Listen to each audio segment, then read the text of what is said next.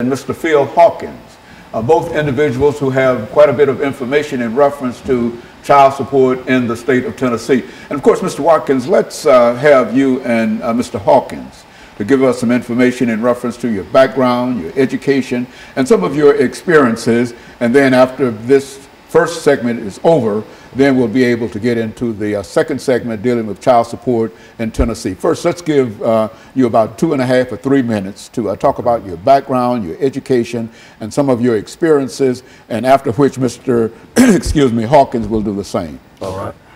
My name is JWatkins. I'm a 44-year-old male.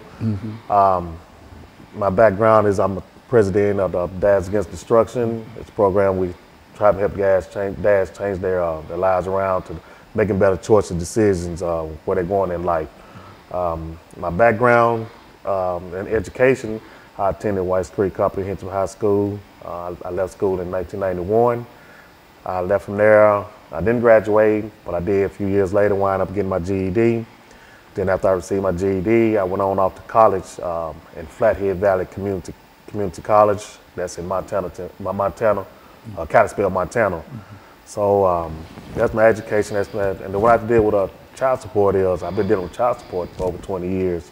I have 2 adult kids, and the situation with that is the way it's been explained to me is I'll be paying child support, the rest of my life due to the way the state has set things up to where that you're not just only paying child support, but you also paying interest fees and back this and back that, and to where I'm paying more to the state that I'm paying to the child support right now. And so in a real sense, what you're saying here, Mr. Hawkins, Mr. Watkins, is that the state of Tennessee has some issues dealing with child support that the two of you and Mr. Hawkins will be able to talk about. But first, let's get some information from you, Mr. Hawkins, Phil Hawkins, in reference to your background, education, and what really brought you to us this morning. Okay, good evening. I'd like to thank you for us being here. I'm Phil Hawkins, the CEO of Dads Against Destruction. What brought us here is that it's time for us to stand up, man up, and get this out. A lot of men don't even want to work no more these days. So we out here now trying to advocate for the men, to get the men back in the household and get the system back. Right now, the system trying to raise our kids, and it can't happen like that. And so in a real sense, let's since you've been involved with child support in the state of Tennessee for quite a while, let's give our audience some information in reference to what we mean in reality when we say child support in Tennessee, who has to pay it and how much you have to pay it and how long you have to pay it. Let's do it from that perspective. The way it's set up, from my understanding, it's supposed to be for 18 years until your child turns 18 years old. Then it can go on further because of they're going to college and stuff. I can understand all that, but situations in life happen. Man's job might slow down at different points of the season to where he's not able to make his whole payment, or he might lose a job, or just things happen. But that doesn't stop child support from running, and as it keeps running, if you miss, it's like a credit. If you miss a payment, if you don't pay your whole full balance, they're gonna charge you a late fee. And this is how I feel about it, because I'm paying late fees every day, all day long, because of I'm just might be slow on getting the payment, might be slow at work and stuff, and I'm not even making a payment. But it's just a system to where it's like it makes you feel like the state getting more out of it than the child is.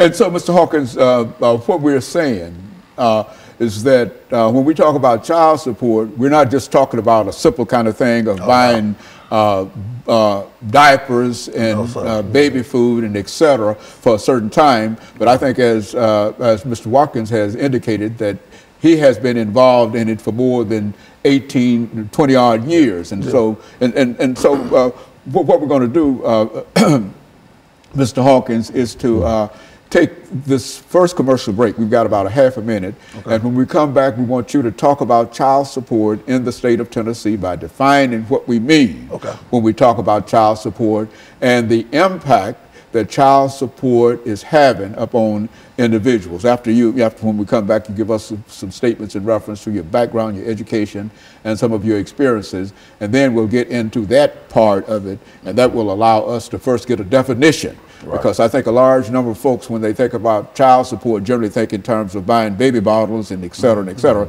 But it seems that we're talking about something that lasts 14, 15, 20 years, and I think that that's a different situation. And so when we come back, I feel what we'll do is to allow you to start us off, and we'll be back with our audience following this very, very short commercial break.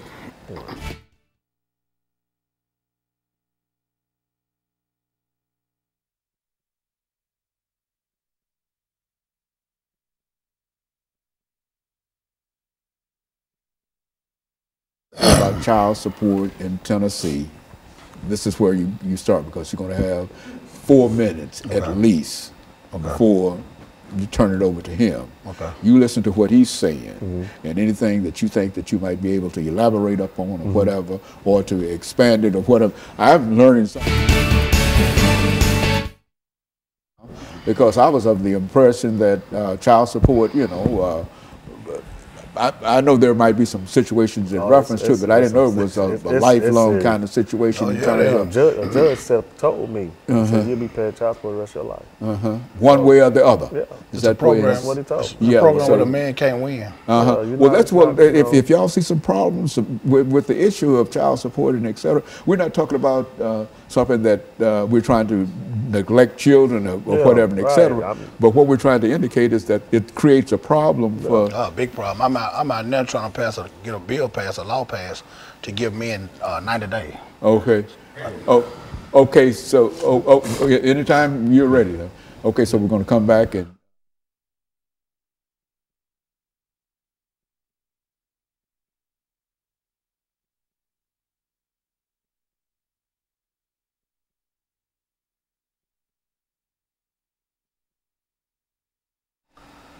Thank you, and welcome back to the second segment of the show for today.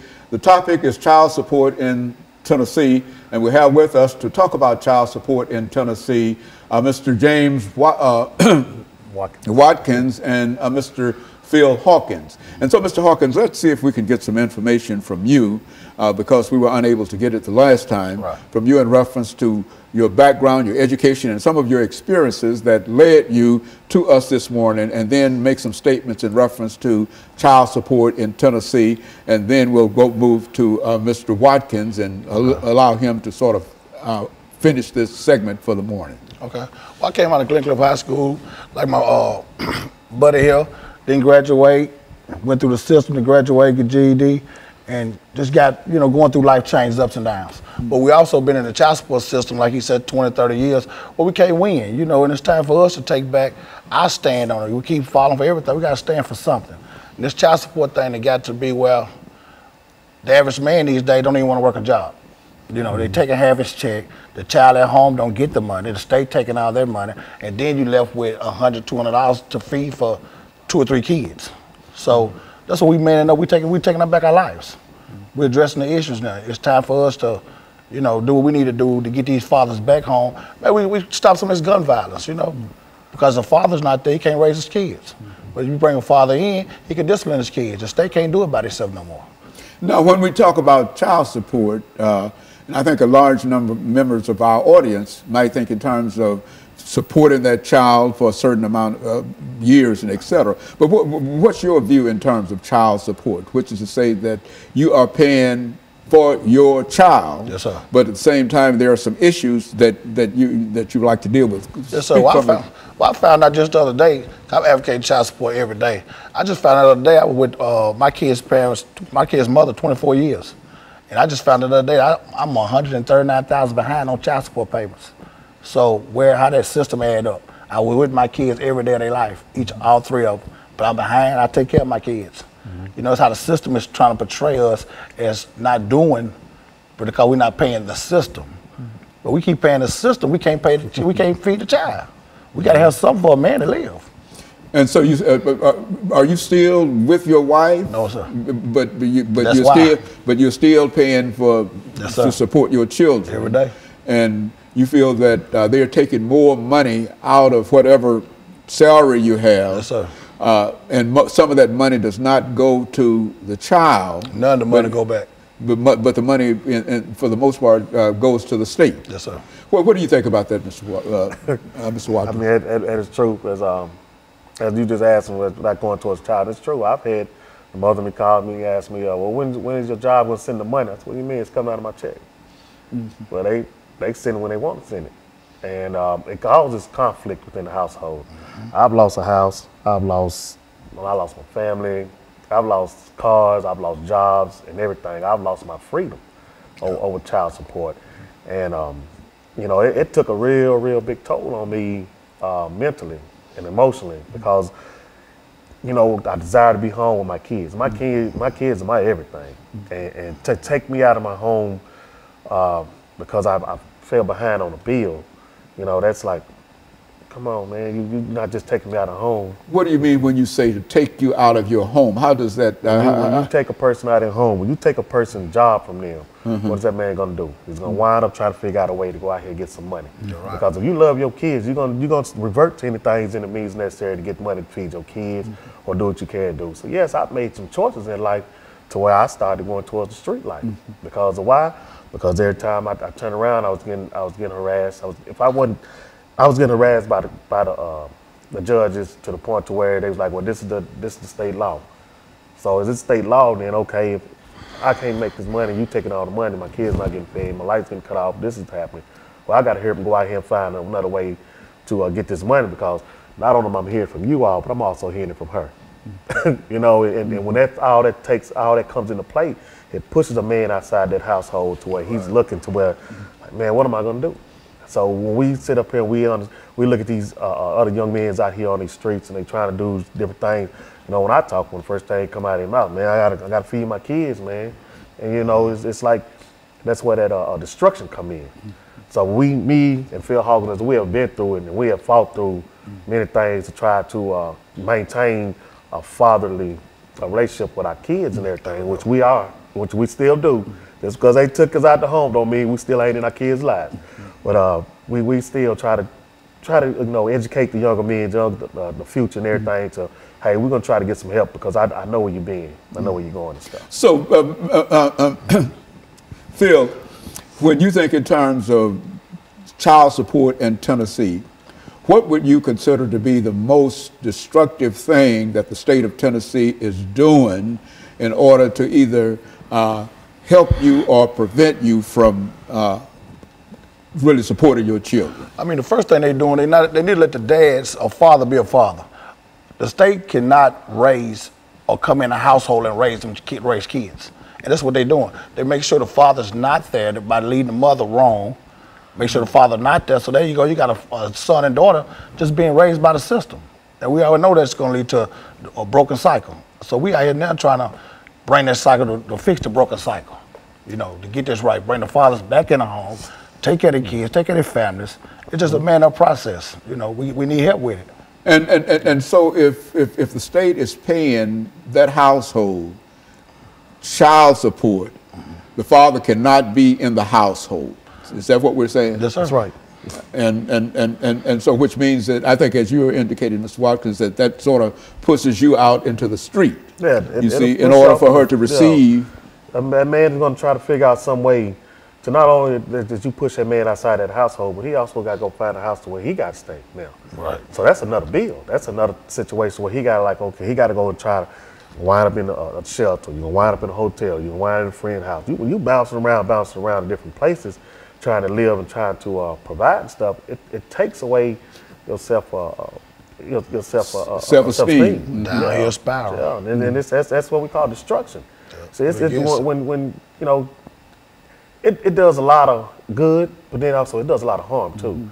Because when you take that man out of that household, then you got these young boys running around here, and then you telling me I can't discipline my child. Then you go to school, you get in trouble, you get secret indictments out on you because of you discipline your child because your child said it. Well, the man in the household doing something wrong, so let's get him out of here. No, not every man is doing something destructive to tear his child down. So there is, over the last 22 seconds we have in this segment, there is no father in a household where there is child support. Right. Okay. And the ones there, the state still want their money too. Yeah. That's a no-win battle. And that creates a real problem. And of course, what we'll do, we'll take this second commercial break, and we'll be back with our audience following this very, very short commercial break.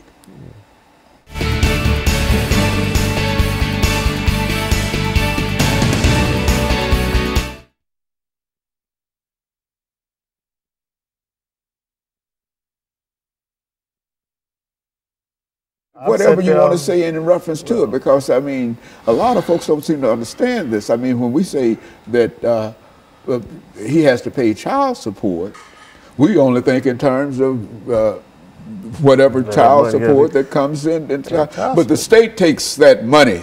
Yeah. If you got a job, the state takes your money before you get your money. Yeah, child support is not just taking money from you. Child support is being in that child's life.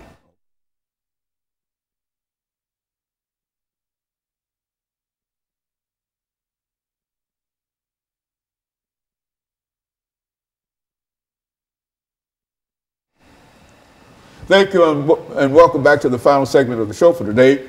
We're talking to Mr. Hawkins and Mr. Watkins in reference to child support in the state of Tennessee. And let's see, Phil, if we can pick up with you this morning, and to have you to talk to our audience this morning about some of the issues that you have to face if you have to pay child support, and how long that child support can be, and et cetera. And then you say as much as you wish to about it over the next 10 minutes. And then Mr. Watkins will end us for the day with some of his observations in reference to it. Let's do it from that perspective. Right now, child support, currently you got to pay child support as long as that child is attending high school or they go to college, you still got to pay child support. And which in terms of that, it hurts the father, it hurts the whole family. We're trying to keep families together. We keep unity in the family, the mom and dad not arguing, everybody having, getting along. The kids can be more productive going to school. They're not listening to argument all night. The dad and mom having everything going all right. But with this child support how it is now, it's just too much chaos in the home. The father not making the money he's supposed to make. He better can take care of himself. Then the state taking half his check, so he coming home with a half a check to take care of his family of 3 and 4. So that leads them to a broken cycle of despair. I mean, alcoholism, drug addiction, all that, comes in a part of it, because the man get to the man, what can I do? I'm just out here, And we're just trying to change a lot of that. We got a program now. We're trying to do it 90 days. Get each father 90 days. No child support. 90 days to get themselves together. Get a job, get yourself together, stand up. And then the child support can start taking some out, work out a little modification program with the father, but you can still get a mother $100 a month. But that's a whole lot better than taking a man, half a man check. It's giving a man some kind of hope that he can be productive, he can go home, he can buy his kids a decent pair of shoes, diapers or whatnot. But right now how they got it, we're just losing battle. We have to reform this. And so, Mr. Watkins, there are a large number of men, not only African-American men, but specifically we're concerned about African-American men today in reference to what we're talking about here. But there are a large number of African-American men that get caught up in this system of child support. If they get a job, you're telling us, then whatever that pay is, the state intervenes and takes part of that money before he can get the. Is that what we're saying here? Yes. Talk about that. When a man comes, goes to court, I've been in court situations where a judge actually told me, I'm living in the household with my kids, the mother and everything, and asked me if I pay child support, and I said, yeah. I'm thinking they're going to say, okay, you in the household, so we're going to stop it. He asked the mother, was he helping? She told him, yeah. Turn around, judge told me keep paying. That's just one of the situations. Another situation is when a woman can call, a man can get out of jail. After he done his 81 days, 82 days, he can get out of jail, and they'll give him a review date to go back to court. And in that review date, that woman has the ability to call the judge and say, I want to speed up the process. So if that man doesn't have a job within that time the judge has allowed, well, guess what? He's going off back to jail. So child support in the real sense has the ability to land folks almost immediately in jail, and then take half of the paycheck. And on top of that, not only that you go to jail, but you also still pay child support. Yeah, child support still accumulating. So it's a law, they say, and there's nothing. It doesn't stop. It just does not stop. Just because you sit up there doing 90 days, 80 days, 6 months, 8 months, it doesn't matter. You're still gonna keep paying. You still gonna keep paying in one way or the other. While you sitting there in jail doing nothing, or you sit out here in the streets doing nothing, they still gonna want that money. Now the state done away with the father. What's going on with the kids at home then? You know, the father not here. What's going on with the kids? The son growing up, he watching the neighborhood drug dealer. The daughter growing up watching her brother with the money. She want a boyfriend with the money now. She go to a broken cycle. Here she goes, she's in the projects, she's pregnant with a couple of kids. The cycle continues. We have to reform this child support, but like you said, the black man, we're in trouble. Yeah. We won't have a second generation. How things going now? We got too much going against us as it is. You know, we're trying to stand up and man up. We going out here every day, we feeding the homeless. I mean, we buy our own personal money, you know, socks, T-shirts, take to the homeless camps. We feed them hot dogs, hamburgers, you know. We go to the inner city, take over the kids, reading books at schools. We doing all this to show these kids that, you know, they look forward to seeing us. We got a junior Firebird football program coming up out of Pearl High School. With those guys every day, the little fellas, we teaching them along the way, you know, how to man up, how to be young men, you know, by reading skills and math skills. So it is things that men can do out here that we are positive. You know, instead of keep getting a bad rap for all this violence, now it's good men out here, and we just want to be known. You know, I mean, you know, and then another thing about it, the state does also use the child support system. They make it seem like it's benefit the woman, but they also what is also doing is manipulating her to get that man out the house because they'll tell them, well, okay, well, if he's not, well, we're gonna make him pay, or we're gonna send him to jail. And by the time the woman's got fed up with so much stuff, you know, her mind is going in a whirlwind, and she's looking like, oh, what am I doing? What am I doing? So when the arguments start inside that household, when that fighting starting in the household, then that man is pushed out that household, and if he starts getting on his feet trying to do better, that woman gonna want a piece of it right now. And say, well, we need to go get it right now. So you got to give a person a chance enough to say, hey, okay, you got to let a man be a man and let him in his household and work it out. Because you keep pushing him outside that household, you just continue destroying that house. And when you do that, then that's when you're going to see a whole lot of jail system filled up. I look at this, you know, I think they building up another jail right now.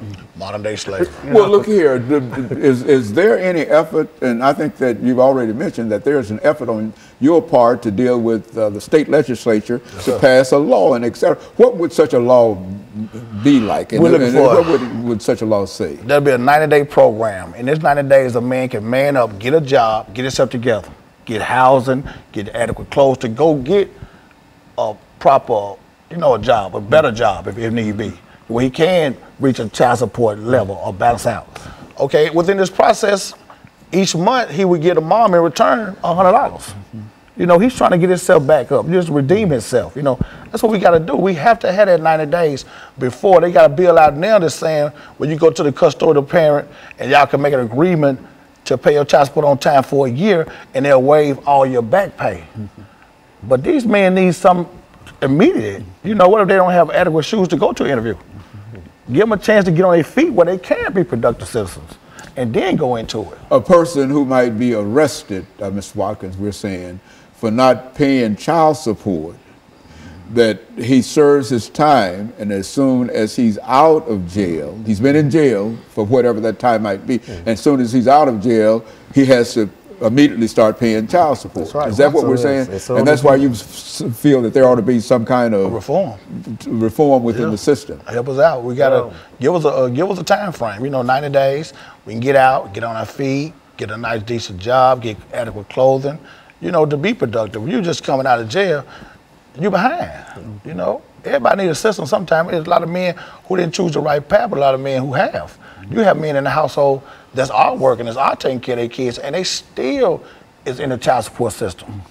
You know, so it's a no-win situation for us. So it's a real problem when a mother decides that she's going to have that individual, her husband, to pay child support. That has created a real problem for him. Is that what? Oh yeah, because you're taking the man's self-esteem away from him because you know, a man that's living inside a household, taking care of his kids.